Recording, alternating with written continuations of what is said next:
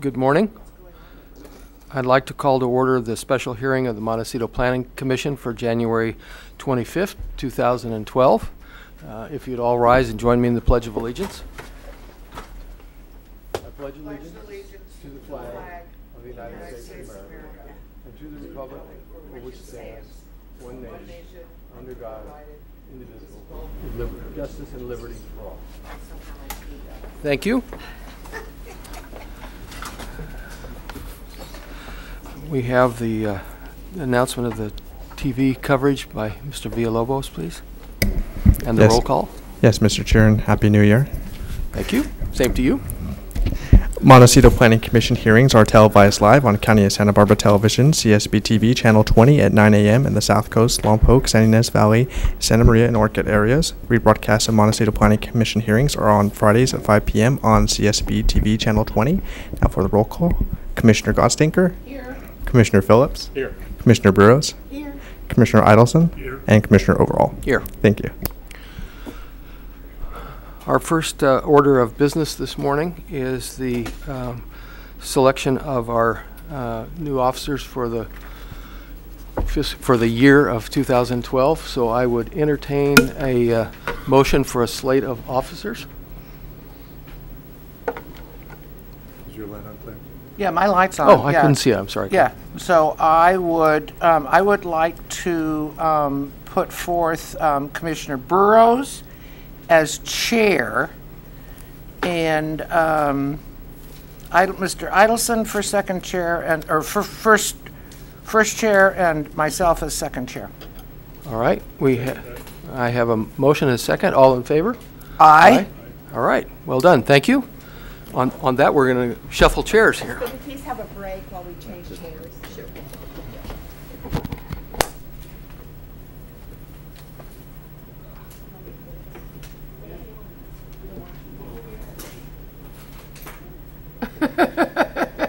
Here we go. We'll just hang out here at the other end of the table. I was thinking about the officers in the middle, but it's up to you. No, it's fine. At the next hearing, I'll just move to Michael, and I can switch, and I can go there, and then. Yeah, I don't know. Oops. Okay, we're gonna, Ms. Burrows, we're going to switch. Claire, would you like to turn your light off? I don't Yes, think I certainly. can do that.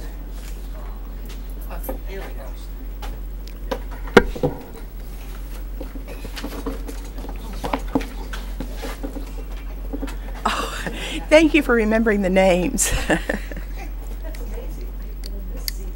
I know.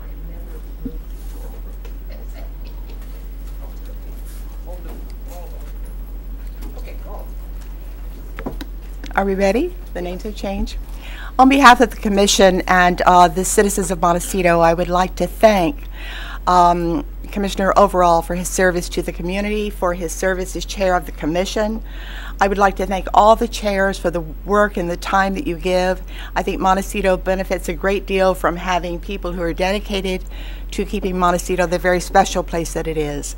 And my congratulations to my co-officers. We will move now to the agenda status report. Oh, the secretary. Yes. Could we please appoint the secretary of the 2012 Montecito Planning Commission? Madam Chair, this item is for appointment of the secretary and the recording secretary. And if you would please appoint somebody sitting at this table for both of those positions, that would be great. And probably not Glenn or Mike. They may not accept. I so move the colorful side of the table Second. to be recording secretary and secretary of the Planning Commission. Thank you. I will now ask for a vote on the nomination. Madam Chair, I think Yes. it would be helpful if we included names. So that would be Diane Black for the secretary and David Villalobos for the recording Thank you. secretary. Thank you so much. All those in favor, please say aye. Aye. Any opposed? Thank you. We now move on to the agenda status report, please. Yes, Madam Chair and members of the Commission, thank you so much for coming in this morning. As you can see, your agenda is quite short, but we haven't met in several months, and we really didn't want to hold up the progress on the application that's before you today. So we do have one project before you today, and we are ready to move forward with that when we get through the rest of our administrative agenda. Thank you. Moving on now to the projection report, please. Yes. So if you turn to the projection report, we do have a meeting scheduled for the Montecito Planning Commission on February 22nd. That meeting will include the time extension for the amended Miramar Hotel project. So your commission last year about this time took action on both a time extension of the original Caruso plan as well as an amendment on that plan. And that went to the Board of Supervisors. The board approved both of those recommendations of your commission. And so we're coming back just with the amended project for a time extension. And that's required because the original time runs within a year on the CDP. So you'll be seeing that on February 22nd. We do need to take that item to the Board of Supervisors on March 6th. So the time is pretty tight again, as I think it was last year. Also on February 22nd is the department's annual work program. And I know when we brought this matter to the commission last year, there was a bit of a misunderstanding as to what the role of the Montecito Planning Commission would be on that. We are going to be asking the Montecito Planning Commission to weigh in on the priorities within that work plan. So, you know, my suggestion is you'll get it several weeks, I think several weeks in advance, at least a week in advance, but probably several weeks in advance.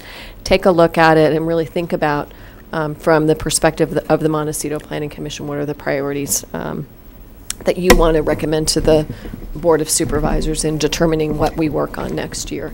And we will be carrying forward items that were in the work plan last year that your commission felt very strongly about having the department complete. Madam We Chair, have some. just Sure. one quick question. Just to be clear, when we consider the priorities, we're to consider all projects, not just Montecito, but focus in particular on Montecito. Is that correct? Madam Chair and Commissioner overall, that's correct. I mean, we're going to ask the Montecito Planning Commission to give us your advice on how the various items should be prioritized, not just Montecito items.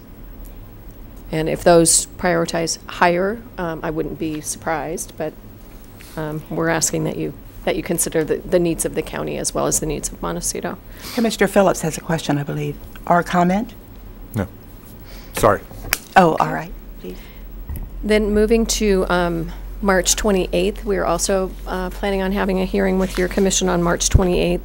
We have one permit item on that day, and that is the MPJC Ventures. It's a project that your commission saw in the last couple of years, and these are the follow-on coastal development permits that require a hearing. So there'll be 5 separate coastal development permits that we'll process as a package.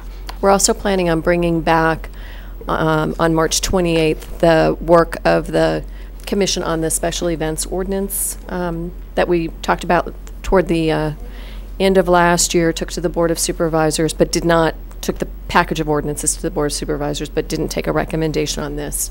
Because the commissions wanted to do some additional work, so we'll be back in March on that. And that's as far out as I've projected work for the commission. We'll try and consolidate hearings to the extent we can, but for the next 2 months we'll definitely be meeting because those are pretty timely issues that need to be addressed. Mr. Overall, do you have a question? Yeah, Ms. Black, I know that it's projected that the draft environmental report on the Highway 101 project is due out in February. I'm a little unclear as to whether this body will have an opportunity to review that and comment on it, or we do it as individuals. If we do it as a body, when is that apt to come to us? Thank you, Madam Chair and Commissioner Overall. Great question. I just went to a meeting on the 101 in Motion project on Monday, and I don't believe the EIR is going to be released in February. I think it will probably be released mid-March. That's my best guess at this point based upon the information I received. The Caltrans and SBCAG are proposing to hold a series of workshops about a month after the release of the document, so I'd anticipate it'd be about mid-April. I think they're happy to have other public hearing opportunities to obtain comments on the document. So if the commission would like to sponsor a comment hearing, I think we could accommodate that as well, or at least provide a briefing to the commission and receive your comments to help the County of Santa Barbara prepare a comment letter on the document. Do we need to schedule that now? Or at least give you an indication that I would hope that the commission would provide that service to the community? So we'll, I wouldn't, Madam Chair, I wouldn't recommend scheduling it right now because as you know, the timeline for this project has kind of slipped over time, and so we could put it on April and have nothing to discuss or have just seen the document. So I will keep my eye on it. So we'll follow it and see. All right. But I'll put it on an agenda when it feels like it's at the point when public comments are being accepted by the agency. Wonderful. Anything else on that? I did want to ask, what is the status of the Montecito YMCA project? Is that where is that in the process? Madam Chair, I don't know the answer to that right off the top of my head, but I can certainly find out and get back to you. Okay, thank you. We'll now move to public comment. Do we have any speaker slips? Is there anyone in the audience that would like to speak to the commission on an item not on the agenda, but maybe of general interest to our viewers and to the commission? If not, we will move forward then to the Planning Commissioner's informational reports. Beginning with Commissioner Phillips, please. No report. Thank you. Okay. Me neither. I attended the Montecito Association annual meeting, and as well as their regular meeting, and it was they did bring in some new board members. Also, we had a very interesting meeting in Montecito of the Land Use Committee on Monday, because the project, the Bagdasarian appeal, was coming before the supervisors yesterday, and I was very impressed with the spirited, in-depth discussion that took place. And I know we had county staff there, 2 people from planning, and I was very impressed with the interaction and the dialogue for the community. And that's it. Commissioner Overall. I would like to say that over the Christmas holidays, Cheryl Bernard passed away. For those of you who have been a longtime resident of Montecito, you will, of course, remember that she served for 20 years as executive director of the Montecito YMCA. She was still a young woman. She loved children. She raised a great deal of money for underprivileged children as well as the general children of Montecito. I think that her greatest legacy will be that she headed up the capital campaign, which raised the funds to give the Montecito YMCA a permanent home. We will miss her, and our condolences to her family. Yeah. We'll now move. Yes, please. Madam Chair, I can answer your question because Anna Elman is sitting in the audience and knew the status of the YMCA. So apparently we've not received a formal application, a planning application. The project has been to the Montecito BAR once for conceptual review, and I believe they're working with the community right now, but they've not submitted an application yet. Thank you so much. Thank you. We will now move to consider the minutes. We have 2 sets of minutes today. We'll take them in order. The first consideration is the October 19th meeting, which was the marijuana dispensary hearing, a special hearing. Has the commission reviewed the minutes, and are there questions or comments? I'll make a motion to approve October 19th. Second. Thank you. All those in favor, please say aye. Aye. Any noes? No. Yeah. We'll now move to the minutes special hearing for October 26th. If you have reviewed the minutes, is there a motion to accept the minutes as presented? So moved. Is there a second? Second. All those in favor, please say aye. Thank you. We now move to the Director's Report and the Board of Supervisors hearing summary. Madam Chair, Yes. if I can just clarify for the record that the first set of minutes, the October 19th, 2011 minutes, I believe those passed with a vote of 401 because Commissioner Overall was absent from that meeting. sorry, I didn't hear And that. the Okay. second set was a unanimous vote. Okay, thank you. Madam Chair, Director's report, Commissioners, it's a pleasure to be here. There are a number of meetings that have gone on at the board since your last meeting, and I think what I'd like to do is summarize what I think are the highlights that would be of interest, certainly to your commission. More or less in order, starting from early November up to yesterday, the highlights of interest are the following. The medical marijuana dispensary prohibition was passed by the Board of Supervisors. So those are now prohibited in the county of Santa Barbara, in the unincorporated area, in all areas, including Montecito. Noel Langle's general package of ordinance amendments move forward, of course minus the special events, which is going to be coming back to you, move forward to the board, and included a number of processing fixes, and of course the parking was something you probably remember. That moved forward to the board, and interestingly enough, the Planning Commission had a slightly different take on parking as compared to your commission. Your commission had a 1, 2, and 3 parking place, as opposed to the Planning Commission, which had 1, 3, and 5, a little bit more liberal. Once it got to the board, largely because of comments from the Mission Canyon area constituents, the board went with the 1, 2, 3, basically your approach, for both the Montecito ordinance and the general county ordinance. Also, the economic hardship time extensions, that is the director's ability to grant hardship time extensions for zoning permits, Montecito growth management ordinance items, and lot line adjustments, that was passed because the economic downturn was longer than we thought, and so it needed to be extended to provide that extension. Also, we made it explicitly clear in our zoning code that any oil well that wishes to do hydraulic fracturing requires full environmental review.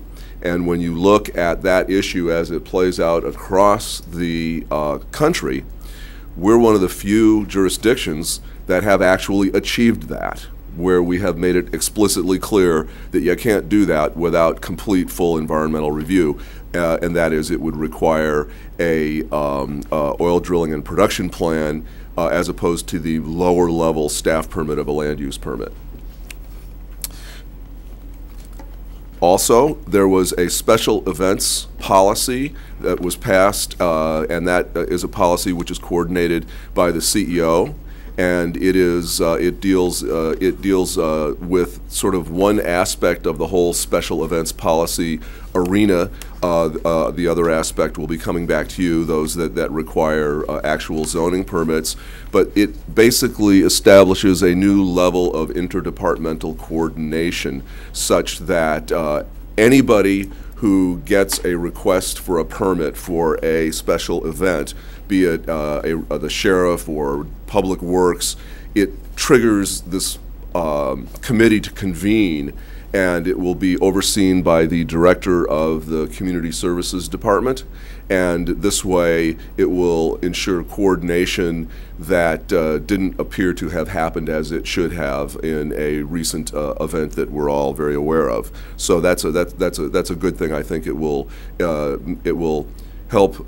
It will definitely help to address the valid concerns that constituents had about special events disrupting their neighborhoods. Also of interest was an issue in Los Olivos that will end up having more general ramifications even for Montecito, and that is the following. Somebody turned in 60 people for having illegal signs in Los Olivos. And it turns out that what that did was it sort of exposed and of course, you know, people don't really think of Los Olivos as being a terrible sign-infested community where there are lots of, you know, problems. And Supervisor Farr brought forth an item that basically said, in this circumstance, given the special circumstances of this, that we should not charge the extra double fee for the signs. People have to get their signs, they have to get them permitted. Those that can be permitted, they need to pay for their permits. But in this case, she requested that the sort of penalty fee be waived, which it was. And reduced, excuse me, and it was not waived, it was reduced, significantly reduced. Thank you for that clarification. Also, there was consideration given to whether or not the director should have authority to reduce that double fee, so that will be coming back. And finally, there was direction that we should put on our work program a review of our sign ordinance. And so that's certainly something that will have a relevance to Montecito. Our sign ordinance is extremely old, and as Noel likes to refer to it, long in the tooth. So it needs to have a good look at, and so we'll have that on. That'll be one of the things on our work program to consider. There was also the Montecito Growth Management Ordinance Annual Report that went forward to the board. There were a series of hearings on the redevelopment agency. And to make a long story short, there were a number of actions taken, but pursuant to the decision of the California Supreme Court that came out on the 29th of December, the redevelopment agency in all redevelopment agencies will dissolve on February 1st. And we are now entering into the dissolution process, whereby certain housing assets will come to the county to be used by the county for affordable housing, and the rest of the assets will go through a separate process. And basically, over the next 20 or 30 years, the debts of these agencies will be paid off, and as it is paid off, more and more of the tax increment that was flowing to the RDA will go back to the taxing agencies such as the schools and the county and the fire district. So it won't, you know, you look at the amount of money that the tax increment across the county amounted to, and it was about $36 million. Well, that won't all come back all at once, certainly, but over time, more and more of that will start coming back to the taxing agencies, and so we're now entering into that phase of the process where we are established. The county is a successor agency. There will be an oversight board for each RDA. The board will have appointing authority for certain members of that board, and the dissolution process will move forward. Certain assets will come back to the county. Certain assets will be sold off and distributed. So it's quite a daunting effort, and we're spending a lot of time on it. And the last thing I wanted to talk to you about was yesterday's hearing on the Bagdasarian appeal.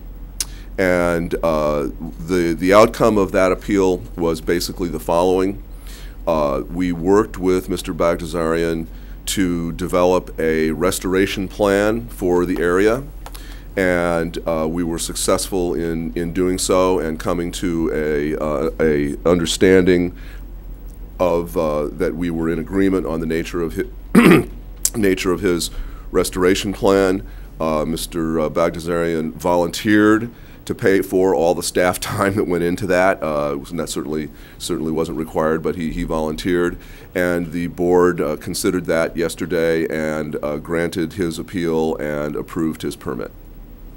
So that is the report I have today, and I'd be happy to expand on any of those topics or anything else that you might be interested in. Quite a report. Any questions or comments? Yeah, I just have a question about the Bagdasarian project, obviously. When you say approved a restoration plan, when that came before us, we looked at a restoration plan that really, in my mind, as I remember, it had to do with the plantings and the protection of the trees, and then there were other issues which had to do with the amount of structures, that bridges and walls and all of that. So or what you're saying is that inside of the granting of the restoration plan, that all of the walls, all of the bridges, all of those structures are now, will be moved forward as permitted structures? And what the county worked out with Mr. Bagdasarian was that he was going to get permits for all of those unbuilt, those non-permitted structures. Is that what I'm understanding? Madam Chair, Commissioner Gottstanker, in comparison to what came before you that your commission denied, there were significant changes both in the nature of the plantings and restoration plan, in terms of requiring native plantings and so forth, and the number of tree wells, walls were significantly reduced, removed. However, the bridges were considered by the Board of Supervisors, and the bridges and their footings were approved to remain. So it was somewhere in between what you saw and complete removal of all the structures. Got it. Thank you. Please. Dr. Russell, question on the bridges related to Bagdasarian. Understand that it's a done deal at this point, but I would appreciate some clarification. My recollection is that those bridges were not engineered and did not have approval. So what changed from the time we heard that project to the time that the board approved it that that would reassure the community about the engineering quality and those kinds of concerns? Or was it just a judgment call? Commissioner Overall, what I am aware of is the following, and this you also may be aware of this. One of our biggest concerns would have they're small footbridges, and so they're certainly not bridges that require complex engineering to consider a load like a vehicle going over them. However, our concerns were primarily focused on the bridges as impediments to flow, and we worked with our flood control district to determine, based upon a study that was submitted, that they did not cause a flood control problem. And then the other issues that we focused on were really policy issues, and those were front and center before the Montecito Association as well. And yesterday, the policy consideration that was talked about was safe access from the two parcels that constitute Mr. Bagdasarian's estate, each of which has a sort of cluster of buildings on it, that safe access to that other portion of his property, which is now going to be restored. So those were the considerations that I can report to you on. Any other questions or comments? Thank you very much. We will now move on to the standard agenda. We have one item today. I will ask Mr. Villalobos to please read the report, the number one into the record. Thank you, Madam Chair. The following is a hearing on the request of Tom Oshner, architect for the owner, Pacific Design and Retail Trust, to consider case number 11 CDH 40, application filed on September 28, 2011, and to determine that the project is exempt from CEQA pursuant to CEQA guidelines section 15301E2 and 15303E of the California Environmental Quality Act. Thank you. We'll now please move to the staff report. Madam Chair, before we do that, I'd just like to introduce to you our planner today. His name is Brian Banks. Brian's actually worked for the department for 6 years. His primary responsibility until a couple of months ago was working the public counter and issuing permits and processing permits in the counter environment.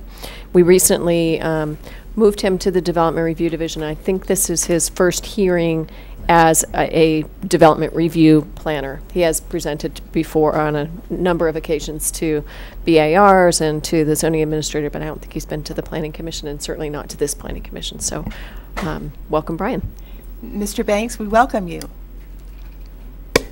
Madam Chair, members of the Commission, thanks. It's great to be here. Just a follow-up from Ms. Burrows' comment. I just also want to welcome you, Brian, and actually want to compliment the Planning Department for recognizing the talents of Mr. Banks, having dealt with him through the T-Fire process. He was one of the people who, from the point of view of my community, was always gracious and helpful, and I heard nothing but compliments of the service that you gave to people rather than complaints, which I heard those too, but not about you. Not about you. So I just kind of, it's really great to see your face here. Thanks.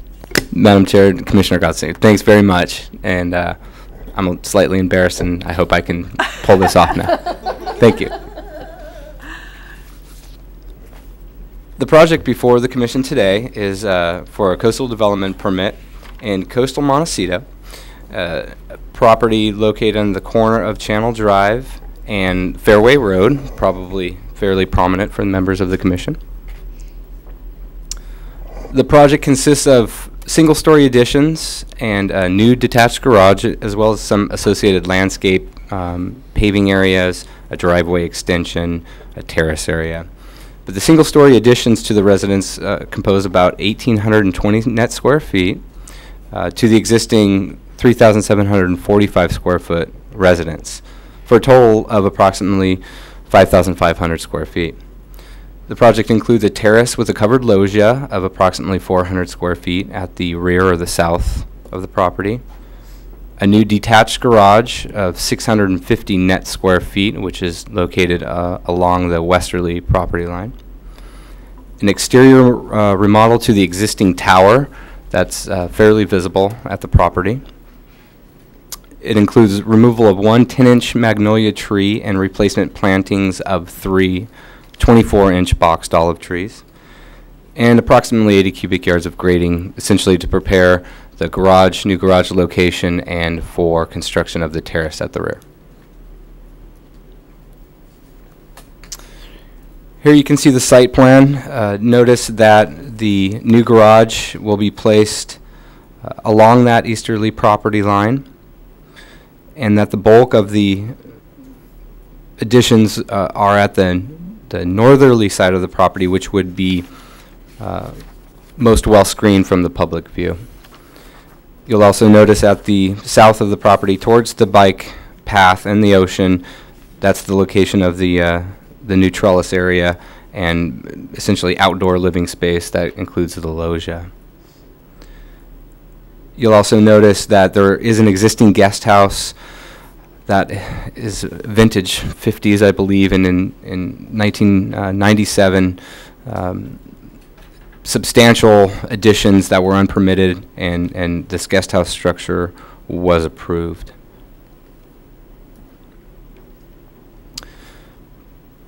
By way of orienting the Commission and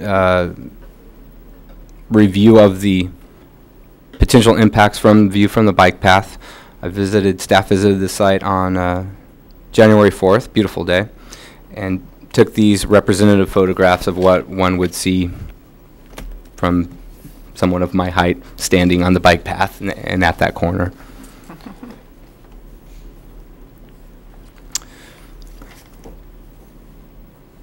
Given my experience as staff with ministerial projects in Montecito mostly, quite familiar with issues as they arise concerning neighborhood compatibility and floor area ratios.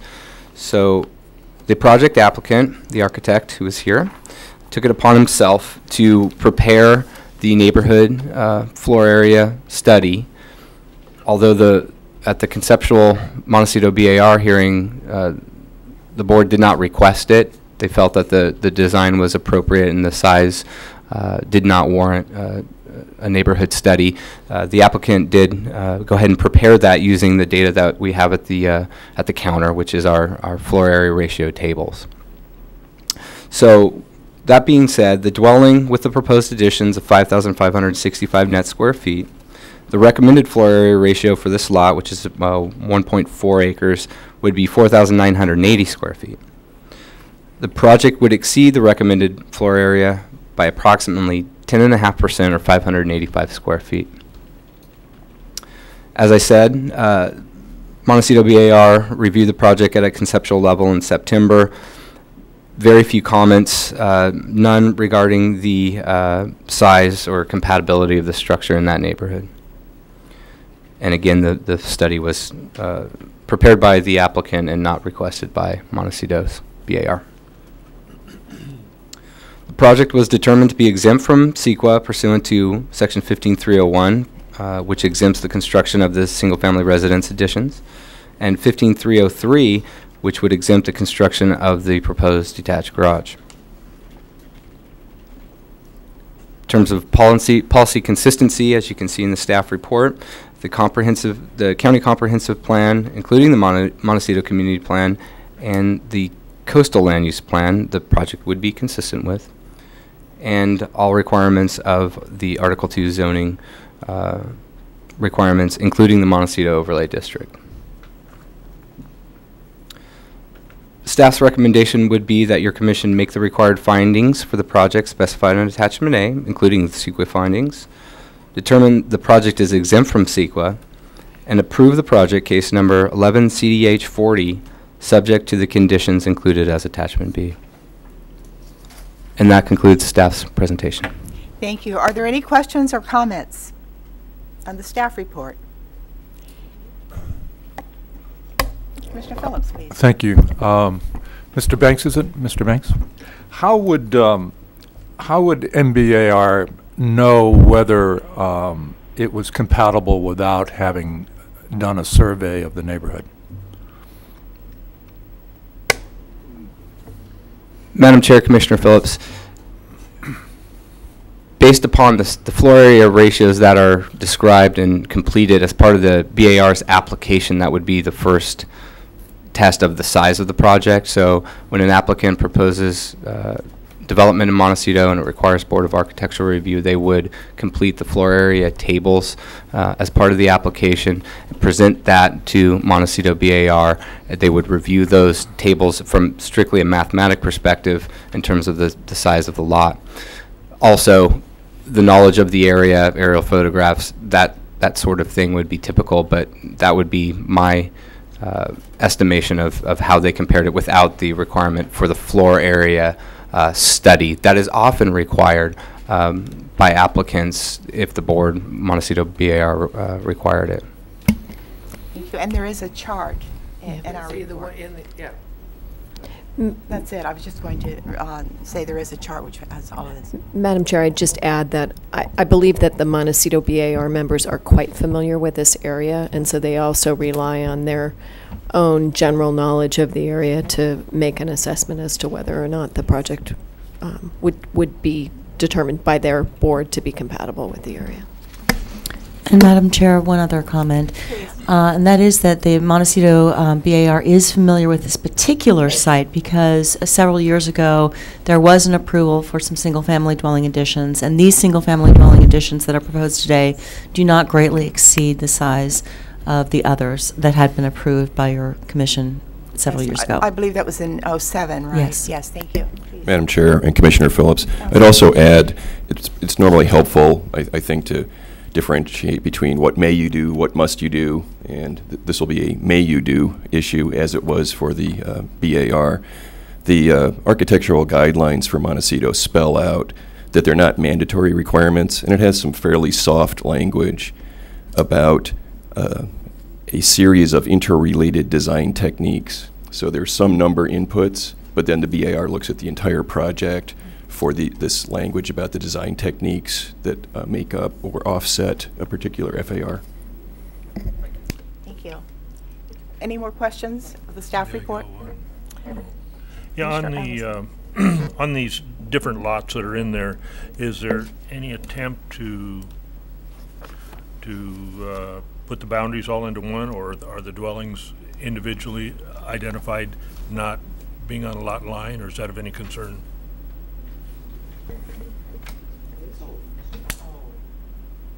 Madam Chair, Commissioner Larson, can you clarify the question for me, please? Okay, what I'm looking at page neighborhood compatibility study page and the site that I'm looking at being 10.5% overage, are there different boundaries in that? You're asking, is it one parcel? Is it one parcel? Madam Chair, Commissioner, thank you. That indeed is one legal parcel. So the 1.4 acres that comprise that parcel were considered for the floor area ratio. Thank you. Any further questions or comments? Before we move to the applicant's report, I would like to ask the commissioners to please disclose site visits or any communication which might be relevant to this discussion. Commissioner Gostinger. Oh, I did a lovely walk by. I've had no communication with the parties. I did walk by, but wasn't able to see very much. Yeah, I had no communication with any parties. Commissioner, overall. No communication, but site visit. No communication, but a site visit, a very detailed site visit. I happened to be there as the gates were open, so I did get to walk the property. We will then welcome the report from the applicant.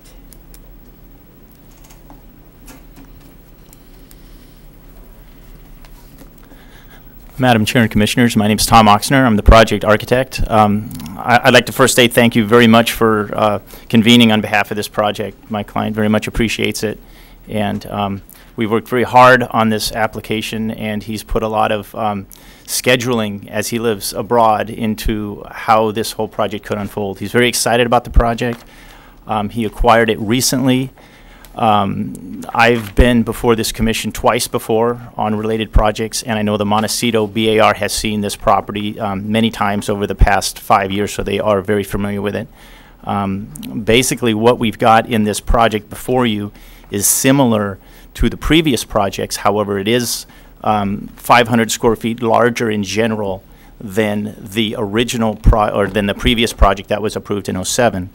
And the history of how the development on this project has unfolded has been complicated because of how it's evolved from between two owners. But the bottom line is that the property has been in need of repair, and it doesn't quite stand up to its setting there.